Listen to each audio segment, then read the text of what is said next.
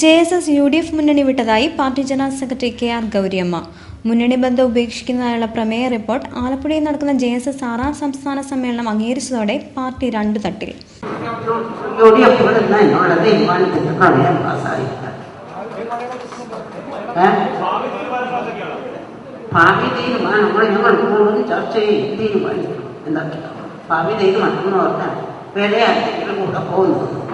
ഇപ്പോഴേ ഞങ്ങൾ ഒറ്റയ്ക്ക് മാറ്റി എടുത്തിരിക്കുകയാണ്. 1994 CPM-ൽ നിന്നും പുറത്താക്കിയ KR ഗൗരിയമ്മയുടെ നേതൃത്വത്തിൽ രൂപീകരിച്ച JSS എന്ന പാർട്ടി പിറവി മുതൽ UDF മുന്നണിയോടൊപ്പമായിരുന്നു. 2006 മുതലാണ് JSS UDF മുന്നണി ബന്ധത്തിൽ ആഴത്തിൽ വിള്ളലുകൾ രൂപപ്പെടാൻ തുടങ്ങിയത്.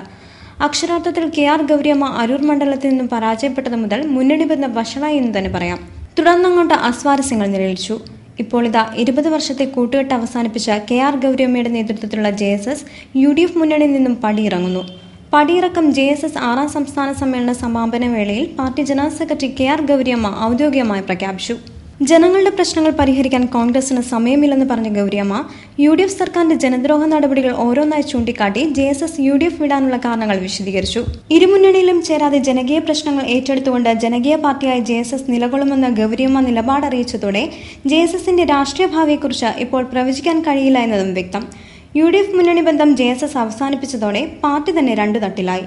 കോൺഗ്രസ് അനുകൂല നിലപാടിൽ ഉറച്ചു നിൽക്കുന്ന JSS സംസ്ഥാന പ്രസിഡന്റ് AN രാജൻ ബാബുവിന്റെ നേതൃത്വത്തിലുള്ള വിമതപക്ഷം ആലപ്പുഴയിൽ നടക്കുന്ന JSS 6ാം സംസ്ഥാന സമ്മേളനത്തിന്റെ സമാപന ദിനത്തിൽ വിട്ടുനിൽക്കുകയും കിടങ്ങാമ്പറമ്പിൽ വിമതപക്ഷാംഗങ്ങൾ പ്രത്യേക കൺവെൻഷൻ ചേരുകയും ചെയ്തു. 20 വർഷങ്ങൾക്ക് മുമ്പ് ജനബാഹുല്യത്തോടെ ആലപ്പുഴയുടെ വിപ്ലവ മണ്ണിൽ പിറവിയെടുത്ത ജനാധിപത്യ സംരക്ഷണ സമിതി എന്ന JSS നിർണായകമായ രാഷ്ട്രീയ വഴിത്തിരിവിലേക്ക് നീങ്ങുമ്പോൾ അതിനും ആലപ്പുഴ തന്നെ സാക്ഷി. ASHA G Antony, Alleppey news.